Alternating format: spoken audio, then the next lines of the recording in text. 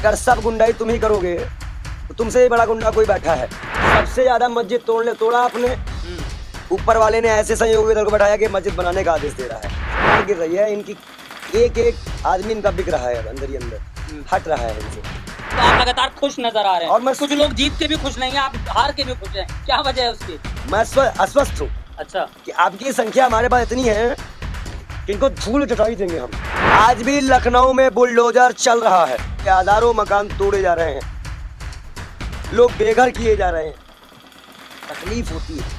गठबंधन की राजनीति तानाशाह नहीं चला सकती। मोदी है तानाशाह, अमित शाह है तड़ी पार। सम्मान नहीं मिला नीतीश कुमार को। हाँ, सम्मान नहीं मिला। एक दिल से बात है, सम्मान नहीं मिला है। उनको बिहार में जैसे मुख्यमंत्री रहते हुए उनको काम नहीं करने दिया गया, पूरी तरह उनको देश में काम नहीं करने दिया जा रहा है। सम्मान नहीं मिला है। बिहार की जनता एक्सेप्ट नहीं करेगी इस बात को। आदाब दोस्तों, मैं आपके साथ जफर सिद्दीकी, आप देख रहे हैं टाइम्स एक्सप्रेस। इस तरीके से खबर महाराष्ट्र से आ रही है कि शिंदे ग्रुप ने मारी पलटी, जो उनका गुट है। और जो अब यहाँ पर बात ये आ रही है कि उद्धव ठाकरे जो है वो सरकार बनाने की बात कर रहे हैं। क्या कुछ होने वाला है, बातचीत कर लेते हैं। हमारे साथ बालयोगी पंडित जी शर्मा, क्या लग रहा है महाराष्ट्र में सरकार गिर जाएगी? मैंने पहले ही कहा था और विक्ट्री भी दी थी। देखिए होता क्या है, अगर इस देश में एक सांसद जीतने वाले को कैबिनेट मंत्री और एक को राज्य मंत्री दोगे तो ऐसा ही होगा। अजीत पवार भी नाराज हैं जी। और अगर ये सब अपने अपने गुट में जाके एक हो गए तो भाजपा ने जो महाराष्ट्र में लंका लगाई थी, जो वहां के लोगों के पार्टियों को बांट के वहां के लोगों को बांटा था, वो खत्म। तो महाराष्ट्र शुरुआत कर रहा है। अच्छा। भाई शिंदे उद्धव मिल जाएंगे, फिर से सेना एक हो गई। जी, जो तोड़ा गया था 13 उनके कितने 11 है ना, शिंदे 11 और 7 17 हो गए। मैम नायडू की बराबर की संख्या हमारे पास एक तैयार है। अजित पवार का एक 18 हो गए जी, आ गए। तो मतलब क्या लग रहा है 48 घंटे की खबर है। अब न्यूज नेशन जैसा तमाम जो बड़े मीडिया है वो भी दिखाने लगी है कि 48 घंटे में सरकार गिर जाएगी, एनडीए में महाफूट दिख रही है। देखिए होता क्या है, अगर सब गुंडाई तुम ही करोगे तो तुमसे ही बड़ा गुंडा कोई बैठा है। इस सरकार ने 10 साल में जिस तरह से जनता को गुंडाई के माध्यम से दबाया है, आज भी लखनऊ में बुलडोजर चल रहा है। जी, निंदा करते हैं हम। सुप्रीम कोर्ट जाइए, उसके खिलाफ स्टे लेके आइए। हजारों मकान तोड़े जा रहे हैं, लोग बेघर किए जा रहे हैं, तकलीफ होती है, हमें तकलीफ होती है। इसीलिए इनकी सरकारें गिर रही हैं, जो आह लग रही है लोगों की। ये कहीं ना कहीं, मैं बहुत बड़ी बात तो नहीं बोलूंगा, सबसे ज्यादा मस्जिद तोड़ा आपने।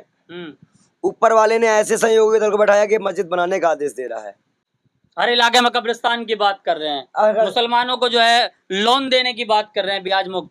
सुन लिया आपने, ये मैं नहीं कह रहा हूं। अंधभक्तों पर लोन लगाओ, गोबर खाओ। पूछो, सही बात है ना? जी बिल्कुल। जहां आरक्षण खत्म की बात कर रहे थे मोदी जी। अब अग्निवीर भी की जांच होगी, यूसीसी की भी जांच होगी। कहीं ना कहीं शपथ ग्रहण समारोह आंध्र प्रदेश में है जी। नीतीश क्यों नहीं गए? जबकि एनडीए का हिस्सा है दोनों लोग। समझिए, 6 मंत्री मांगे थे भाजपा ने, क्यों नहीं मिले? ये समस्या है और इस समस्या को टाला नहीं जा सकता। देखो होता क्या है, फिर मैंने कहा था, आज भी कहता हूं, गठबंधन की राजनीति तानाशाह नहीं चला सकती। मोदी है तानाशाह, अमित शाह है तड़ी पार, बैल बुद्धि, समझ में उसको कुछ आएगा नहीं, उसको अपनी ही चलानी है। तो सहयोगी दल क्यों चलाएंगे उसको अपनी, जबकि वो उसके सहयोग पे हैं। 240 ही लाए हो ना जी। 300 404 तो हुआ नहीं, 400 पार तो हुआ नहीं। तो ये चीजें भी समझनी होगी। आप अगर इसका प्रभाव बिहार में और आंध्र प्रदेश में पड़ता है तो सरकार गिरने में कितना टाइम लगेगा? तो यानी कि सरकार गिरने की शुरुआत जो है एनडीए में जो महाफूट दिख रहा है वो महाराष्ट्र से शुरू हुई और कहीं ना कहीं वो अब बिहार और आंध्र प्रदेश की तरफ बढ़ जाएगी अगर बात नहीं बनती। अब अगर फडणवीस पे दबाव बनाया गया, घोटाले पे दबाव बनाया गया, वो भी आ सकते हैं, उन्होंने पहले इस्तीफा दे दिया था। तो भाजपा महाराष्ट्र से खत्म हो जाएगी। तो मतलब पंडित जी ये कहा जा सकता है कि दूसरों के लिए जो लोग गड्ढा खोदते हैं उनके लिए गड्ढा तैयार हो रहा है। अब तुम ना कहो ना, तुम जेल चले जाओगे, ज्यादा लबल लबल ना करो, भी थोड़ा सा सरकार है तब तक तो रुक जाओ। अच्छा सरकार आ जाने तो फिर उसके बाद खुल के बोलेंगे दोनों लोग। अच्छा। अभी हम ही खूब खोल कर बोल सकते हैं, लाइसेंस हमारे पास दिया गया है, विपक्ष में हम हैं। तुम मीडिया तुम इतनी बात खुद सच्चाई इतनी नहीं बताया करो, गोदी मीडिया को बुरा लग जाएगा। अगर आप इतना खुल के बोल दिया करोगे तो गोदी मीडिया को बुरा लग जाएगा, फिर हमारे खिलाफ भी मुकदमे होने लगेंगे। अरे अब एक नहीं, मुकदमा नहीं हो सकता। आप अच्छा, जो मुकदमा कर रही थी वो तो हार गई, भैंस डूब गई, परेशान ना हो। अच्छा, आप ये सब हरकत नहीं कर पाएंगे लोग। लेकिन मैं इतना जरूर करना चाहिए, तो व्यंग्य था जी। इतना जरूर कहना चाह रहा हूँ कि शुरुआत हो चुकी है। अच्छा पंडित जी, स्पीकर पद को जो लेकर अभी तक गहमा गहमी मची हुई है, लोग ये कह रहे हैं जो क्या नाम है झुनझुना मंत्रालय दे दिया गया। ट्विटर पर ट्रेंड झुनझुना मंत्रालय चल रहा है, तो झुनझुना मंत्रालय क्या है वो? क्योंकि स्पीकर पद अभी तक खामोश है, स्पीकर पद का क्या होगा? किसी को नहीं दिया गया। झुनझुना पद तो है ही है भाई, आप सहयोगी दल हो, हम प्रधानमंत्री का ऑप्शन दिए थे, आप पंचायती राज में खुश हो, बस आगे क्या बोले। हमने नायडू साहब को स्पीकर और 2 मंत्रालय की बात किए थे, आप कहीं और जाके खुश हो तो हम क्या करें? तो ये चीजें भी हमें देखनी होगी। अभी हमने कहा था कि सही समय आने पे, सही नंबर आने पे हम सरकार बनाएंगे। अब 7 और ऐड हो जाएंगे हमारे में, शिंदे ग्रुप वाले भी 18 एक 19 हो गए हमारे में। और एनसीपी कितना लाई है? यानी कि आपकी संख्या बढ़ती जा रही है। एनसीपी कितनी लाई है? एनसीपी की कुछ सीटें आई हैं 4 या 5 जो भी हो, जी। कुल मिला के 30 सीटें वहां मिल जाएंगी हम लोगों को लगभग। सरकार देख लो। तो यानी कि आपकी सीटों की जो संख्या वो बढ़ती हुई है। बंगाल में 3 भाजपा वाले संपर्क में है। अच्छा, ममता दीदी के सरकार गिर रही है, इनकी एक एक आदमी इनका बिक रहा है, अब अंदर ही अंदर हट रहा है इनसे। अब कह सकते हैं कि जो दबा था वो बाहर आ रहा है, जो खुल के काम नहीं कर पाया वो भी बाहर आ रहा है, क्योंकि हर काम तो मोदी जी को रिबन काटना था। अच्छा, मोदी जी की एक खबर ही आई है, सूत्रों के हवाले से हम तक ये खबर पहुंची है कि मोदी जी की तरफ से एक अपील की गई है कि जो तमाम लोगों ने अपने सोशल मीडिया अकाउंट पर, खासतौर पर एक्स पे मोदी का परिवार लिखा था, उसको हटा दिया जाए। ये मैंने उसी वक्त विरोध किया था। अगर ये लोग यह भी लिखते कि भगवान राम का परिवार जी, तब भी हम मान लेते कि चलो ये हिंदू हैं। ये 2 कौड़ी के दलाल बेशरम लोग प्रधानमंत्री के परिवार हैं। अब प्रधानमंत्री खुद छोड़ के भाग गए परिवार को, एक भगोड़े के परिवार हैं। तो प्रधानमंत्री अपील कर रहे हैं ना, हटा लीजिए मोदी का परिवार। हाँ, दबाव बना होगा एनडीए और एनडीए घटक दलों का, टीडीपी का, जेडीयू का, और भी लोग हैं। देखो, इनके में 2 दलों ने इनके नाक में दम कर रखा है। अच्छा। और हम इतने दल होकर भी आराम से बैठ के विपक्ष में सरकार चला रहे हैं। खुश कौन है? अब जनता को भी खुशी में लाना है। सरकार जज्बा हमारी यहाँ बनेगी, खटाखट हम शुरू कर देंगे। जितने भी लोग, जितने भी बहनें हमारी जा रही हैं जहाँ जहाँ कार्यालयों में, सरकार बनने दीजिए।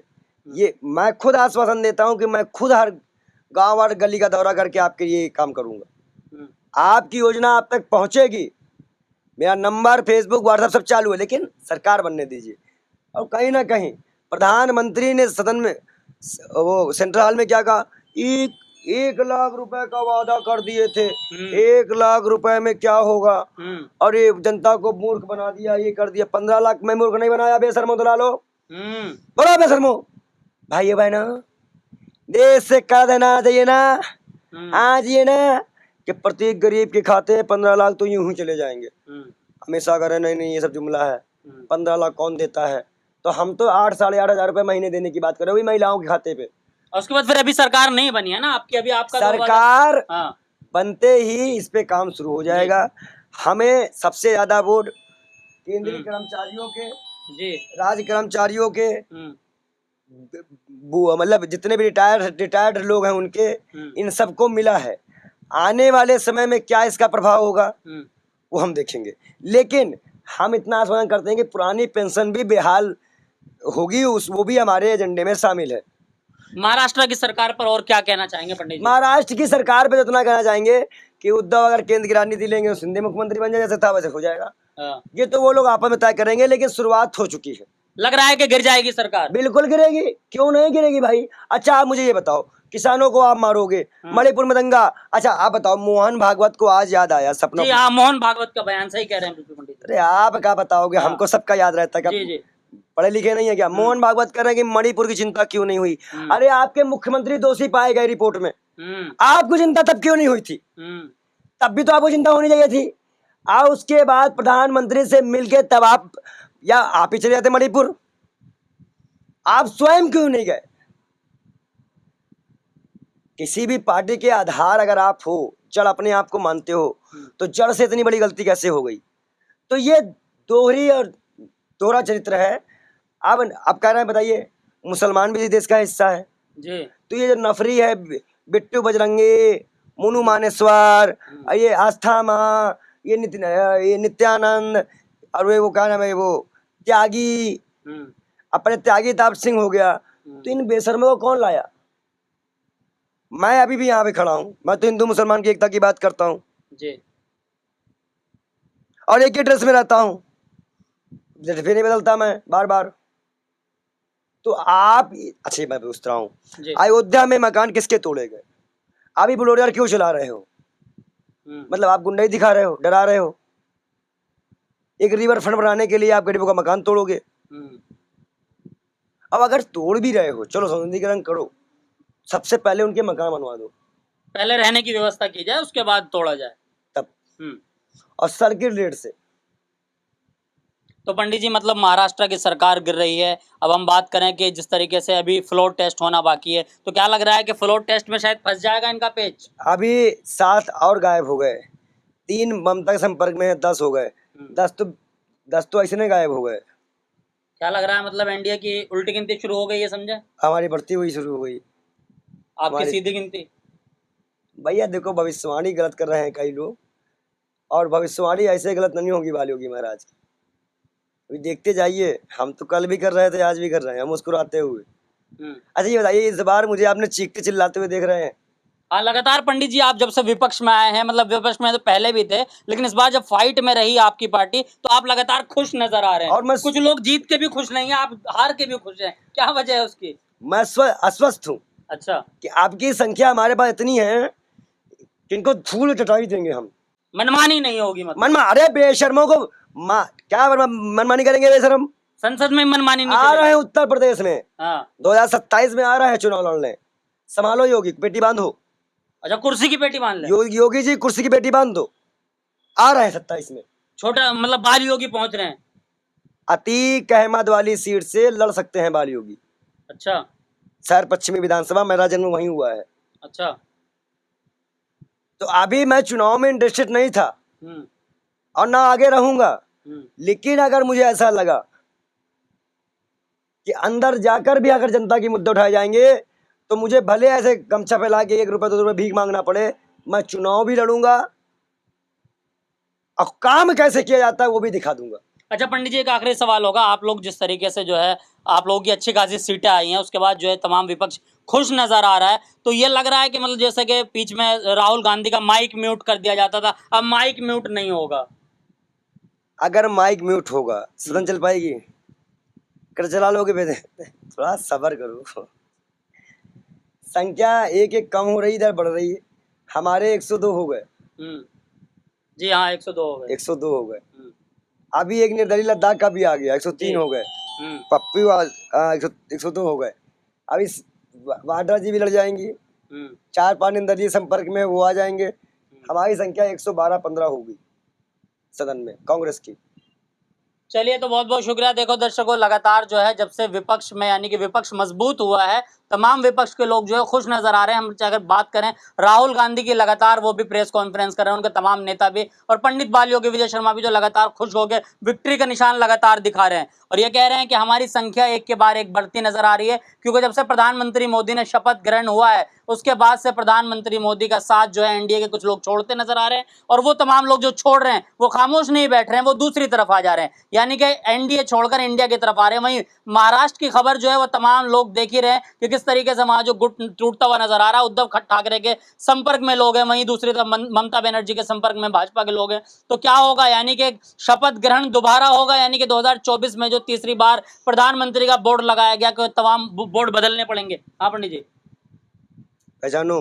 अच्छा, कौन है मुख्यमंत्री का? मतलब आप वो नकल उतार रहे हैं? वो मायूस हैं, जब ऐसे हो जाए तो मतलब पलट रहे हैं अब। अच्छा, मतलब ये पलटने का सिग्नल समझे क्या इसको? ऐसे ऐसे पलट रहे हैं। देखिए पंडित जी ना जो है वो नकल भी अच्छी कर लेते हैं। इन्होंने जो है बिहार के मुख्यमंत्री नीतीश कुमार की नकल उतार के ये कह रहे हैं कि पलटने का संदेश जो है वो यानी कि सिग्नल जो है वो क्लियर हो गया। सम्मान नहीं मिला नीतीश कुमार को। हाँ, सम्मान नहीं मिला। एक दिल से बात बताएं, सम्मान नहीं मिला है। उनको बिहार में जैसे मुख्यमंत्री रहते हुए उनको काम नहीं करने दिया गया, वही तरह उनको देश में काम नहीं करने दिया जा रहा है। सम्मान नहीं मिला है। बिहार की जनता एक्सेप्ट नहीं करेगी इस बात को। नीतीश कुमार को सम्मान नहीं मिला है और नायडू जो है वो भी लगातार उन तमाम मुद्दों पर बोल रहे हैं जिन मुद्दों के खिलाफ थे प्रधानमंत्री, उन तमाम मुद्दों पर आगे बढ़ रहे हैं। क्या इन लोगों के बीच बात बन पाएगी या फिर शपथ ग्रहण दोबारा होगा, राष्ट्रपति भवन में फिर से मेला सजेगा और जो तीसरी बार प्रधानमंत्री के बोर्ड लगाए गए क्या वो बदले जाएंगे? आप बातों से कितना सहमत, अपनी राय जरूर दे। देखते रहिए टाइम्स एक्सप्रेस।